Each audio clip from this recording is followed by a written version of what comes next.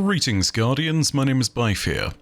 So, those of you who have been doing the StarCrossed mission week over week in order to improve your catalyst, or just get to the top of that set of stairs, finally reached the top of that set of stairs this week. And lo and behold, something was on the other side of that portal, something weird and a little tricky to explain if you don't know some context from the lore. Today we're gonna do just that. So, what was on the other side? Take a look.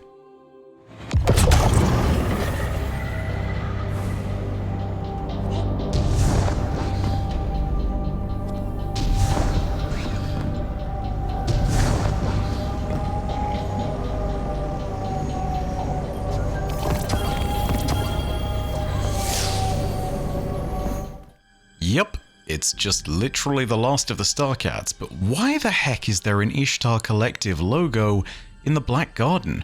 And what's going on with that? Does that hint to something in the future? Is there some further lore about how these two topics intersect? And the answer to all of that is absolutely there is. Yes.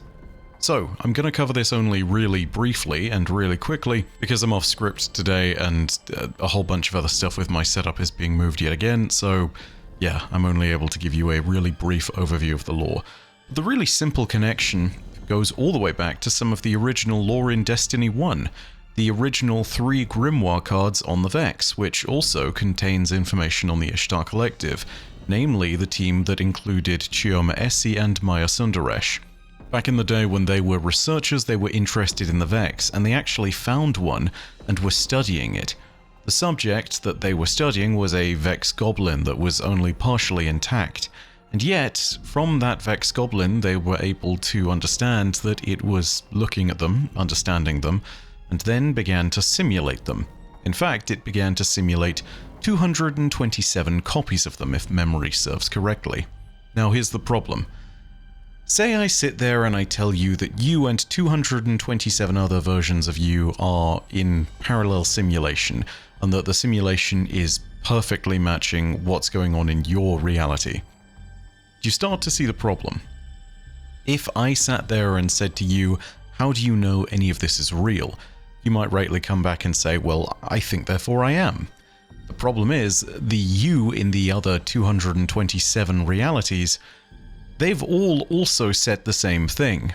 So suddenly you have to realize that there's only one of you that is real, and it's more than likely the case that you're a simulation. And this was actually the thing that really spooked the Ishtar Collective researchers. They suddenly looked at the Goblin in kind of horror because they realized they weren't real. They were kind of just a consequence of this thing simulating them so perfectly. And remember, the Vex are able to do this because of their incredible computative power, but also it's worth keeping in mind that when you are a Vex, you're able to do whatever the heck you want with those simulations. There were moments at which the Ishtar Collective team sat there and said, well, what if this thing is God? What if it can just torture us infinitely? And so eventually, the teams had to reach out and find a solution that was able to countermand the Vex. And it's here that they reached out to the Warmind Rasputin. The early relationship between the Ishtar Collective and the Clovis Bray Corporation is not, well, it didn't have that many great moments. There's lots of points at which Clovis Bray himself personally butts heads with members of the team, and it's very likely that they didn't actually go through Clovis here if this was one of those moments where he had been shut out. It's likely that instead they tried to go through an intermediary. Perhaps Anna Bray was involved here. After all, she was very well connected to the Warmind project, but regardless, Rasputin was able to come along and was able to save and extract the 227 copies of the Ishtar Collective team. And this is the really interesting part. These copies began to diverge a little bit, but there was still one main consensus, which is that they should at least make use of themselves. The real versions of Chioma Essi, Maya Sundaresh, and the other team members, they would all still be in the real world, and eventually Chioma and Maya would make their way to Niamuna, and would leave us the Veil containment logs. But these copies, instead of sitting around and doing nothing, gathering dust on a computer where nothing was going on, they were autonomous. They were capable of creating advantages for humanity. And so, they were taken to the Citadel on Venus, and released into the Vex network as explorers. Now, it's worth remembering, this is incredibly dangerous, but when it comes to it, there was also nothing else they could realistically do. A simulation like this, I mean, they couldn't release it into something like the Cloud Ark because it doesn't exist. And more importantly, they were looking to gain a practical advantage on this enemy that had simulated them so perfectly. And so they were released. We found out later in one of the lore books from Shadowkeep that various copies had made contact with other beings in the Vex network, namely Praedyth, and that some others had found their way and wandered around into the Black Garden. This is where everything really comes together, because ultimately, the point of the lore book from Shadowkeep, which I believe is called Aspect, but I'd need to double check, and again, it's a little bit quick for me on this recording, it seems to imply that everybody who was surrounding Praedyth, the various team members who made it either into the Vault of Glass or into the Black Garden, not only did they know that the invasion of the Witness was soon to come along, but also they were attempting to gain a practical advantage over the Vex of the Sol Divisive. They could sense the difference that was there, and so it's likely that many of those copies did somehow end up trying to find a way to understand the Black Garden better. And the really weird thing about all of this, the thing that truly comes back to the heart of it all, is how circular it seems.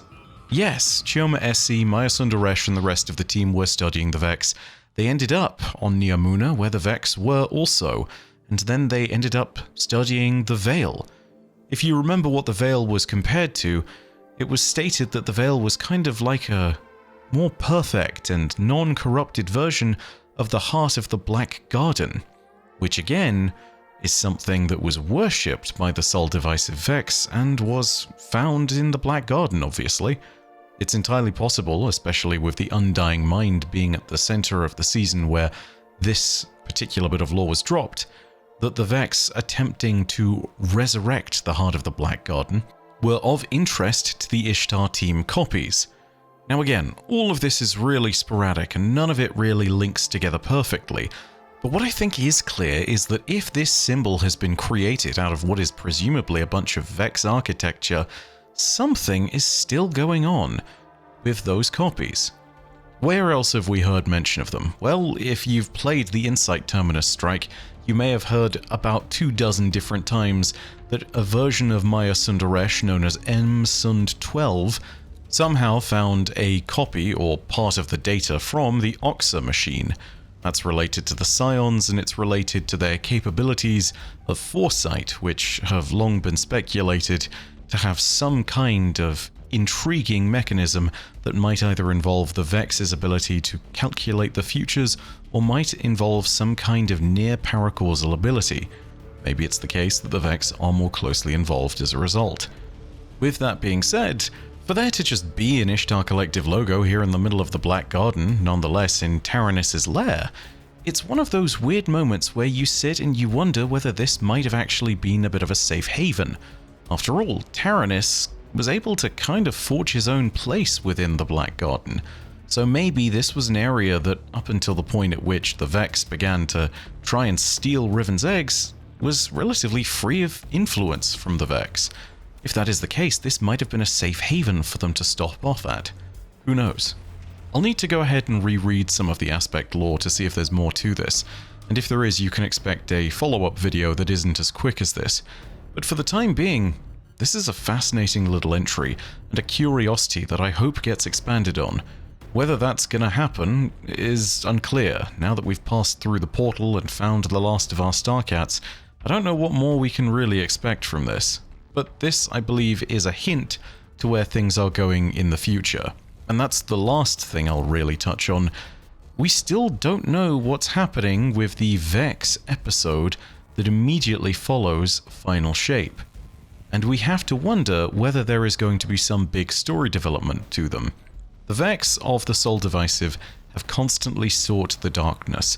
They have sought the ability to forge their own future in a manner that will allow them to conquer the rest of the universe, and in this pursuit they have been pretty characterless. 10 years of the Vex being nothing more than robots, and having only a few major villains of note including characters such as Atheon and Coria, the Blade Transform. It's left them feeling like a pretty empty faction. However, if there is a more interesting story that somehow links in the Vex and Maya Sundaresh, Chioma Essie and the other members of the Ishtar Collective team, maybe there is a way by which the Vex are able to pursue something new, and then maybe even find a voice. It's known that because of the infection that he suffered at the hands of the Vex, Clovis Bray I would start hearing voices in his head. The Vex were using Maya Sundaresh's voice in that instant to communicate with him. So maybe it's the case that Maya Sundaresh is not quite done with us yet, in the sense that the Vex will weaponize her voice to bring some kind of greater message from the network forward. Who knows? Either way, this is what was found at the very end of the mission, and hopefully we get to expand more on this as time goes onwards, because at the current moment, I mean, it's just a logo. You know, you could have slapped anything here and it would have been interesting and weird and I would have had questions, but, you know, there are certain indicative things that are going on. I hope I haven't missed anything from the recording I watched of my friends doing this, because, I've still not had internet and I'm still not able to do things properly and work-wise, and it's totally not driving me mad, but the point is, I wish I could have seen a bit more, and I hope there is more to this, because it's got some interesting story potential. Either way, I'm going to keep this relatively short for one of my videos and leave you all with that. Let me know your own thoughts down below in the comments section. Do you reckon this is going to be one of those moments where we actually see something coming out of this story beat? If we do, that would be real cool, but again, I'm not 100% on that, I don't know. Either way, thank you very much for watching. Please do feed the algorithm. If you do, it makes me very, very glad. Hit that like button, hit subscribe, and of course, leave your own thoughts down below. But as per usual, know that your viewership, as always, has been quite enough for me. And that in the meantime, my name is Bife. Perodacia Arastra. I'll see you, Starside.